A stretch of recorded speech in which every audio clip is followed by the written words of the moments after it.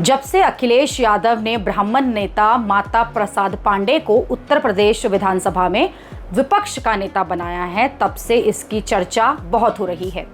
Deputy CM Keshav Prasad Maurya ने कहा कि अखिलेश ने पिछड़े और दलितों को धोखा दिया। बीएसपी की अध्यक्ष मायावती ने भी यही कहा कि पीडीए के नाम पर वोट लिया और नेता विपक्ष बनाने के समय पीडीए की ही उपेक्षा की गई। यूपी में बीजेपी और बीएसपी दोनों अखिलेश पर एक तीर से दो निशाने साध रहे हैं। पहला निशाना यह है कि अखिलेश पिछड़ा दलित अल्पसंख्यक यानी कि पीडीए की बात करते हैं, लेकिन नेता विपक्ष पीडीए से नहीं बनाया। दूसरा निशाना इस बात पर है कि माता प्रसाद पांडे को नेता विपक्ष बनाने से ब्राह्मण वोट जो है वो कहीं अखिलेश के पास न चला जाए। इसलिए ये याद दिला रहे हैं कि समाजवादी पार्टी के राज में तो सिर्फ एक जाति की बात होती थी, ब्राह्मणों की उपेक्षा की गई।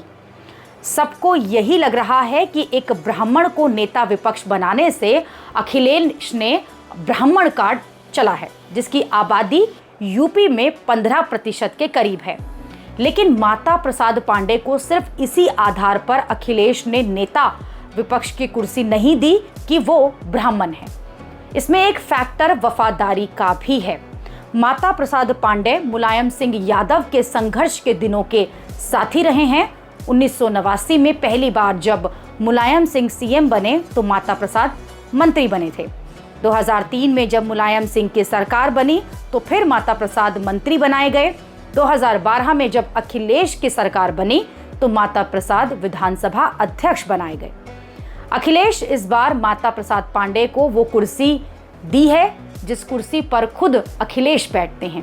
ये बहुत बड़ी बात है और ये सिर्फ इसलिए नहीं कि माता प्रसाद ब्राह्मण हैं, वो पुराने वफादार हैं और उनको अपनी कुर्सी देने का मतलब उन लोगों को मैसेज देना है जो हाल फिलहाल में विचारधारा बदलकर बीजेपी में चले गए। जैसे रायबरेली के ऊंचाहार से विधायक मनोज पांडे जो अखिलेश के बहुत करीबी थे, वो बीजेपी में चले गए। पल्लवी पटेल जो अखिलेश के सपोर्ट से केशव प्रसाद मौर्य को हराकर विधायक बनी, वो योगी से मुलाकात करने लगी। ऐसे बहुत नेताओं की लिस्ट है जो पिछले कुछ सालों में समाजवादी पार्टी से बीजेपी में चले गए, क्योंकि उन्हें ये लग रहा था कि यूपी में बीजेपी को कोई हिला नहीं सकता है और उन्हें सत्ता के साथ जुड़े रहने में फायदा दिख रहा था।